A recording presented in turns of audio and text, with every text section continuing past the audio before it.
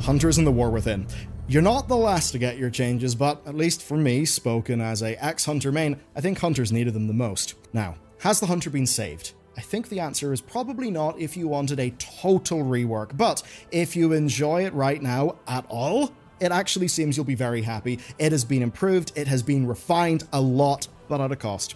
If you're a survival hunter who loved your crazy wildfire bomb effects, then spend some time with your beloved before they are gone forever. But if you're a marksman hunter, actually you can rejoice, because now your spec tree isn't the obvious worst in the game anymore, which is pretty good news, but sadly, the spec tree doesn't have a chance against today's sponsor. Squarespace, the online site builder with killer templates, tools, and features to get your web presence started right. And you can go to squarespace.com/Bellular Gaming, or just click the link in the video description to start your free trial, and code Bellular Gaming gets you 10% off a purchase of your first website or domain. And since I made our job site and a few other things, they've released so many amazing features. My favorite for people getting started is Blueprint. With it, you choose from professionally curated layouts and styling options to build your ideal site from the ground up, tailored to you, working across every device.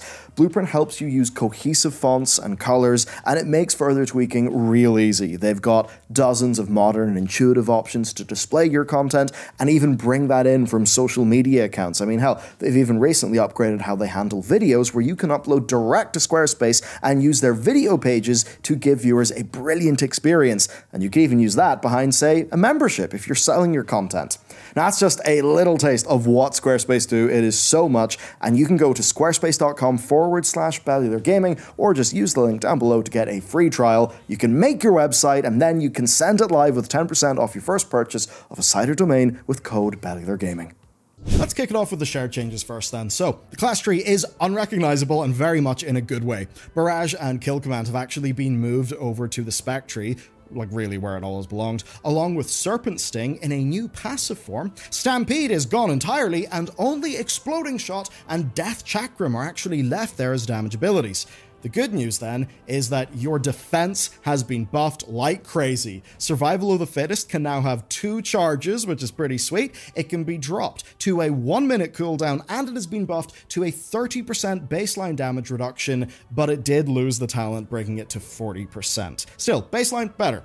Intimidation can now stun 3 enemies and summon your pet when cast. Steel Trap has been nerfed to do very low damage and is now a choice node, actually, with high explosive trap. Binding Shot has been nerfed, and a bunch of 2-pointers thankfully have been turned into 1-pointers. And all that Sentinel Owl stuff is actually gone, and a ton of damage boosting passive talents. Things like Alpha Predator, they've moved out of the class tree and into the spec trees.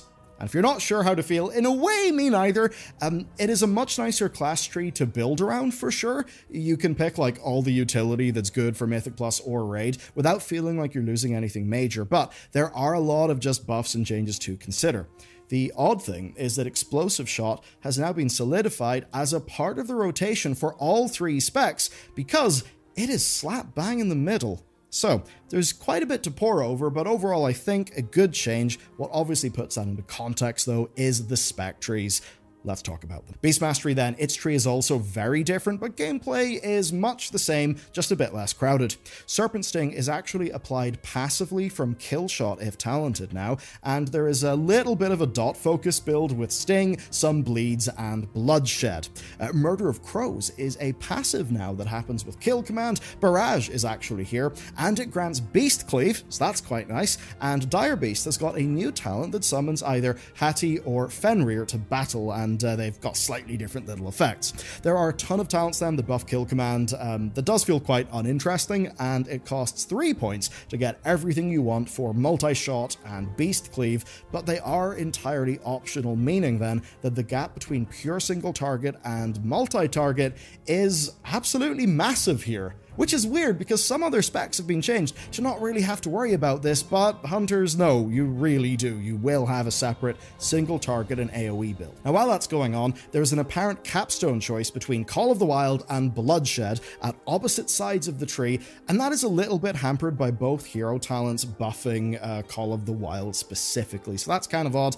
And on top of that, with those hero talents, Beast Mastery has an overabundance of barbed shot casts that does make frenzy upkeep, like like meaninglessly easy. So to replace that, the gameplay is effectively pianoing a ton of one and done buttons and a bunch of cooldowns. Explosive Shot and Black Arrow are every 30 seconds, Dire Beast every 20 seconds, Death Chakram every 45 seconds, and then of course Bestial Wrath happening every 30 to 60 seconds, depending on your Barbed Shot resets, and Bloodshed every minute if taken, and of course your Kill Shot procs. So then, even with removal of Serpent Sting and Murder of Crows as buttons, it is very much still a just full send, smash random button spec. But those buttons do at least have a little bit of synergy with builds, and that can make it decently compelling. In particular, the one I'd like to call out is min-maxing the Haiti pet damage window from Dire Beast with Bloodshed. So that is something that'll be a little bit more fun if you kind of want to take the slightly more, I don't know, brainpower version of it to play.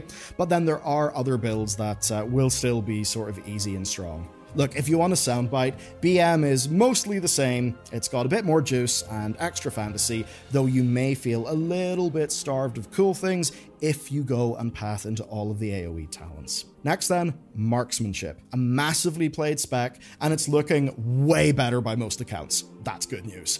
One of the first things to notice, actually, is Lone Wolf is nerfed to a 5% buff, and that does mean that you can have your pet out for things like, say, Bloodlust or just open world gameplay where your pet can tank without losing that much damage. Now, to be clear, like, this is still a spec that will do more damage without a pet. Blizzard basically just didn't want having a pet to suck in those cases where maybe your pet is bringing Bloodlust or some utility to the group. Now, the second thing is that Serpent Sting is now applied and spread whenever you aim shot if you've got those talents. Then Wailing Arrow now actually replaces aim shot after 20 wind arrows are fired, which is pretty cool on paper, but it does remove a little bit of agency from using the AoE and interrupt aspects of it. But in general, it's a very heavy split again between single target and AoE, so there's not a massive amount of build variety within each, but what there is a sort of general flow of gameplay post changes that feels much improved, and your options are better. As an example, Eagle Talon's True Focus now uses both of your precise shot stacks during True Shot with one arcane or multi-shot press. I mean, I wish that was there years ago. That is one little change that I think will make, it'll just make that part of gameplay feel way better.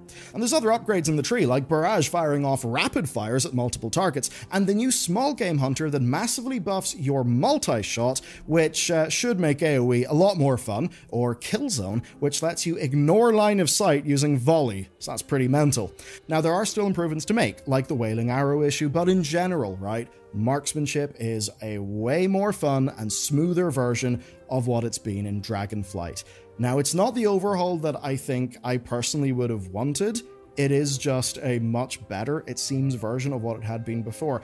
But I'll certainly say even things like the precise shot stacks being consumed, with that talent change, that's actually a really big part of gameplay. I think that'll feel way better. And so if you want the TikTok version of this, Marksmanship is still what it is, but it's a more fun version. AoE could use a little bit more work on talents though, and you do lose some access to cool things by picking up AoE. But broadly speaking, it's a win. Okay, Survival. This is where the most changes happened, and it really is big. Like, they've gutted the special effects from Wildfire Bomb as an example, and they're focusing on a new version of Tip of the Spear. Basically, they liked the fantasy of Tip of the Spear, they didn't really like the gameplay as much, so here's how it works.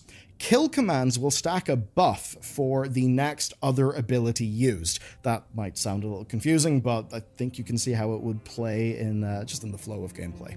Now, they have also got more of a Ranger style sort of mixed range gameplay thing going on, right to having back-to-back explosive shots, auto-spreading Serpent Sting from your Raptor Strike, having arcane shots, auto-fire with kill command resets, and plenty of default Wildfire Bombs. For AoE then, having Butchery cause your next Mongoose Bite to cleave is pretty neat. And for many people, best of all, there's actually a new mastery. It gives reduced damage taken, it will increase your damage done. Basically, it's versatility, but stronger.